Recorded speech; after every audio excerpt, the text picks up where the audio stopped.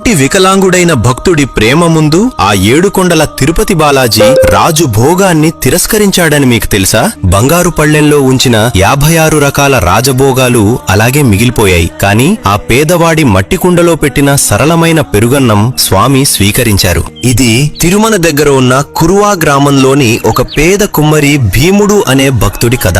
భీముడు ఒక వికలాంగుడు. రోజంతా మట్టి పాత్రలు చేసి వాటి అమ్మకాలతో వచ్చే కొద్దిపాటి డబ్బులతో అతి కష్టంగా జీవనం సాగించేవాడు. భీముడు తిరుపతి వెంకటేశ్వర స్వామికి అపార భక్తుడు. స్వామిపై అపారమైన భక్తి ఉన్నా తన అంగవైకల్యం వల్ల కొండపై ఉన్న ఆలయానికి వెళ్లటం అతని వల్ల కాలేదు. అందుకే తన చిన్న ఇంట్లోనే భక్తితో వెంకటేశ్వరుని మట్టి విగ్రహాన్ని తయారు చేయడం మొదలు పెడతాడు. ఆ మట్టి విగ్రహానికి ఒక అందమైన రూపమిస్తాడు. తినడానికి అతని దగ్గర ఉన్నది కేవలం చల్లని పెరుగన్నమే. అదే తన చేత చేసిన మట్టి కుండలో పెట్టి కన్నీళ్లతో దేవునికి సమర్పించేవాడు. మరోవైపు చోళరాజు తొండమాన్ గర్వంగా ప్రతిరోజు బంగారు పాత్రల్లో నెయ్యి, మేవాలు, మధురాలతో నిండిన రాజభోగాన్ని ఆలయానికి పంపించేవాడు. ఒక ఉదయం ఆలయ ద్వారాలు తెరిచిన పూజారులు చూసి వణికిపోయారు. రాజు పంపిన బంగారు పాత్రల్లోని భోగం అలాగే ఉంది, కాని స్వామి నోటి మీద పెరుగు అన్నపు గింజలు స్పష్టంగా కనిపించాయి. రాజుకు విషయం తెలిసింది. అతని అహంకారం చీలిపోయింది. నా బంగారు భోగాన్ని వదిలి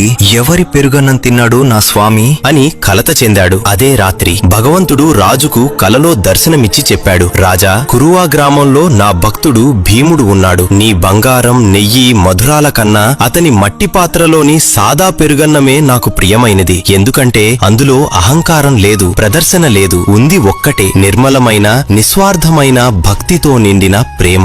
మరుసటి రోజే రాజు ఆ గ్రామానికి వెళ్లి ఆ వికలాంగ కుమ్మరి పాదాలను నమస్కరించాడు. అప్పుడే రాజు ఆదేశించాడు, ఇప్పటి నుండి భగవంతునికి సమర్పించే మొదటి నైవేద్యం మట్టి పాత్రలో ఉన్న పెరుగన్నమే. ఈ రోజుల్లో ప్రపంచం తిరుపతి లడ్డుకి మంత్రముగ్ధమైపోయింది. కాని శ్రీ బాలాజీ హృదయంలో ఇప్పటికీ అత్యంత ప్రియమైనది ఆ పేద భక్తుడి ప్రేమతో నిండిన పెరుగన్నమే. కామెంట్లో తప్పకుండా జై తిరుపతి బాలాజీ అని రాసి లైక్ మరియు సబ్స్క్రైబ్ చేయండి.